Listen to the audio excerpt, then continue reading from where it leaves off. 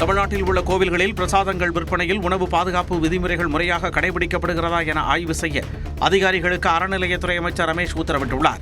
இது தொடர்பாக வெளியிடப்பட்டுள்ள அறிக்கையில் தமிழ்நாட்டில் உள்ள கோவில்களில் பிரசாத விற்பனை நிலையங்களில் இந்திய உணவு பாதுகாப்பு தர நிர்ணய ஆணையத்தின் விதிகளின்படி பிரசாதம் வழங்கப்படுகிறதா என ஆய்வு செய்ய உத்தரவிடப்பட்டுள்ளதாக தெரிவிக்கப்பட்டுள்ளது.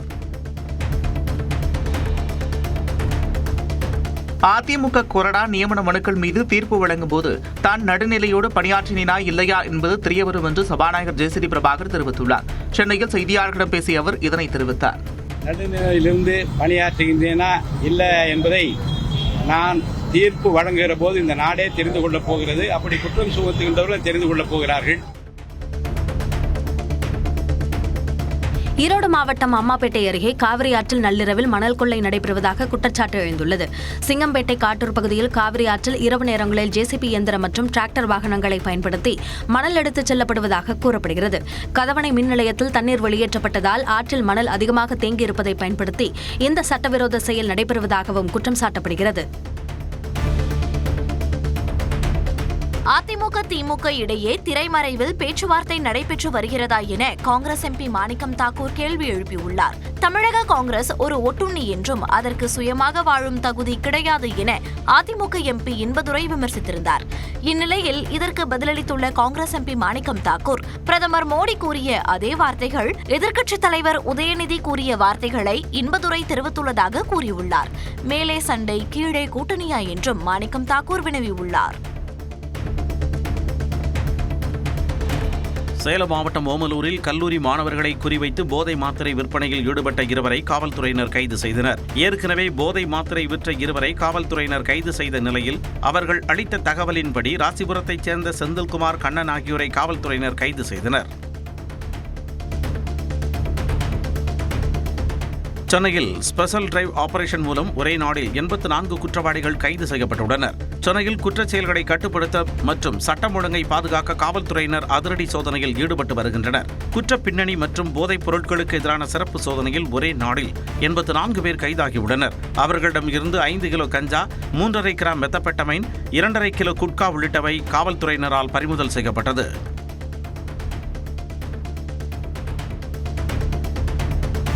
புதுக்கோட்டை மாவட்டம் கீரனூர் அரசு பள்ளியின் முன்னாள் மாணவர்கள் 25 ஆண்டுகளுக்கு பிறகு ஒருவரை ஒருவர் சந்தித்து நட்பை பரிமாறிக்கொண்டனர். வாட்ஸ்அப் குழுக்கள் மூலம் ஒருங்கிணைந்த இவர்கள் தங்களுக்கு பாடமெடுத்த ஆசிரியர்களின் காலில் விழுந்து ஆசி பெற்றனர். கால் நூற்றாண்டை கடந்து தங்களது நண்பர்களையும் ஆசிரியர்களையும் ஒரே இடத்தில் சந்தித்தது மகிழ்ச்சி அளிப்பதாக முன்னாள் மாணவர்கள் தெரிவித்தனர். மகிழ்ச்சின்னா ரொம்ப அளவு காணாத மகிழ்ச்சி. இது அவ்வளோ பெரிய சந்தோஷம். இது எங்களுக்கு.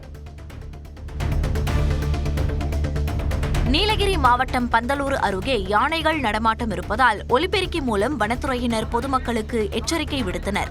உப்பட்டி, பெருங்கரை பகுதிகளில் யானைகள் நடமாட்டம் இருப்பதை கண்ட வனத்துறையினர் இருசக்கர வாகனத்தில் செல்வதை தவிர்க்கவும், இரவு மற்றும் அதிகாலை நேரங்களில் வீடுகளை விட்டு மக்கள் வெளியே வர வேண்டாம் என்றும் ஒலிபெருக்கி மூலம் எச்சரிக்கை விடுத்தனர். குடியிருப்புகள் அருகே யானை நடமாடினால் உடனடியாக தகவல் தெரிவிக்க வேண்டும் எனவும் அறிவுறுத்தியுள்ளனர்.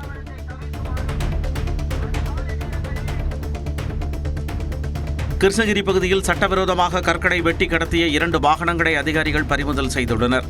மலைச்சிந்து பகுதியில் அரசு புறம்போக்கு நிலத்தில் அனுமதியின்றி கற்களை வெட்டி எடுத்த லாரிகளில் கடத்தப்படுவதை கனிமவளத்துறை அதிகாரிகள் கண்டறிந்தனர்.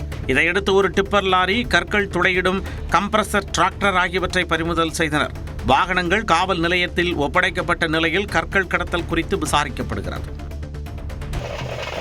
தூத்துக்குடி மாவட்டம் எட்டயபுரம் அருகே கோயில் திருவிழாவையொட்டி முளைப்பாரி ஊர்வலத்தில் திரளான பக்தர்கள் கலந்து கொண்டு சாமி தரிசனம் செய்தனர். அய்யன்ராஜாப்பட்டியில் உள்ள காளியம்மன் மற்றும் அய்யனார் கோயில் வைகாசி கொடை விழாவை முன்னிட்டு ஆற்றில் கரகம், முளைப்பாரி ஊர்வலம் நடைபெற்றது.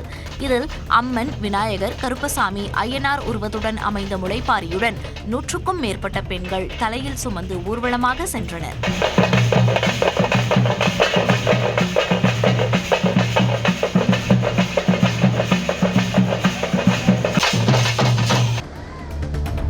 வேலூரில் நடைபெற்ற மாநில அளவிலான சிலம்பம் போட்டியில் தூத்துக்குடி உள்ளிட்ட மாவட்டத்தைச் சேர்ந்த வீரர் வீராங்கனைகள் சாதனை படைத்தனர். 14 வயதுக்குட்பட்டோருக்கான பிரிவில் தூத்துக்குடியைச் சேர்ந்த பூமிகா, 17 வயதுக்குட்பட்டோருக்கான பிரிவில் வேலூரைச் சேர்ந்த ஹான்சினா ஆகியோர் பதக்கம் வென்றனர்.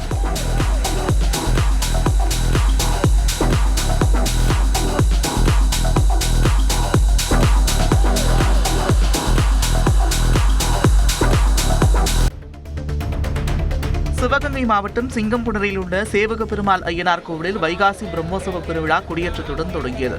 சிவகங்கை சமஸ்தானத்திற்கு உட்பட்ட கோவிலில் வரும் 28ஆம் தேதி திருக்கல்யாண வைபவம், ஜூன் 1ஆம் தேதி தேரோட்டம் நடைபெறவுள்ளது. இந்நிலையில் காப்பு கட்டுதல் மற்றும் கொடியேற்றத்துடன் திருவிழா தொடங்கியது.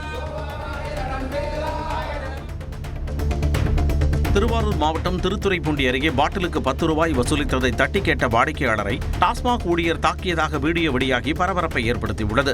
மேலமருதூரில் உள்ள டாஸ்மாக் கடையில் 10 ரூபாய் கூடுதலாக வசூலிப்பதன் காரணம் கேட்டு டாஸ்மாக் ஊழியரிடம் வாக்குவாதம் செய்து அதை வீடியோவாக வாடிக்கையாளர் பதிவு செய்துள்ளார். இதில் இரு தரப்பிற்கும் இடையே தகராறு ஏற்பட்டு தாக்கிக் கொண்டதால் பரபரப்பு நிலவியது. கோவை மாவட்டம் பேரூர் அருகே குடியிருப்பு பகுதிக்குள் புகுந்த யானையை பொதுமக்கள் வனப்பகுதிக்குள் விரட்டினர். நள்ளிரவு நேரத்தில் காளம்பாளையம் வனப்பகுதியை விட்டு வெளியேறிய ஒற்றை யானை திடீரென குடியிருப்பு மற்றும் விவசாய நிலங்களுக்குள் புகுந்தது. யானையின் சத்தம் கேட்டு ஓடிவந்த அப்பகுதி மக்கள் அடர்ந்த வனப்பகுதிக்குள் அதனை விரட்டினர்.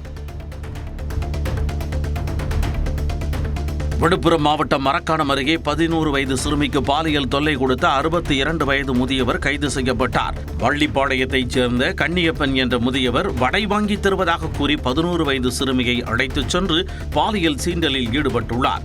இதுகுறித்து தகவல் அறிந்த சிறுமியின் தாய் அளித்த புகாரின் பேரில் கண்ணியப்பனை காவல்துறையினர் போக்சோ சட்டத்தில் கைது செய்தனர். கிருஷ்ணகிரி மாவட்டம் போச்சம்பள்ளி வாரச்சந்தையில் தடை செய்யப்பட்ட 150 கிலோ குட்காவை காவல்துறையினர் பறிமுதல் செய்துள்ளனர். ரகசிய தகவலின் அடிப்படையில் காவல்துறையினர் நடத்திய சோதனையில் 75,000 ரூபாய் மதிப்புள்ள 8 மூட்டை குட்கா பறிமுதல் செய்யப்பட்டது. இது தொடர்பாக காவிரிப்பட்டினம் பகுதியைச் சேர்ந்த 65 வயதான முருகேசன் கைது செய்யப்பட்டார். ஒடிஷாவிலிருந்து ரயில் மூலம் கஞ்சா கடத்தி வந்த 4 பேர் விருதாச்சலத்தில் கைது செய்யப்பட்டனர். ரகசிய தகவலின் பேரில் விருதாச்சலம் ரயில்வே நிலையத்தில் காவல்துறையினர் சோதனையில் ஈடுபட்டனர். அப்போது சந்தேகத்தின் பேரில் கருவேப்பிலங்குறிச்சியைச் சேர்ந்த சிவசக்திவேல் உள்ளிட்ட 4 பேரை பிடித்து அவர்களின் உடைமைகளை பரிசோதித்ததில் 5 கிலோ கஞ்சா பறிமுதல் செய்யப்பட்டது.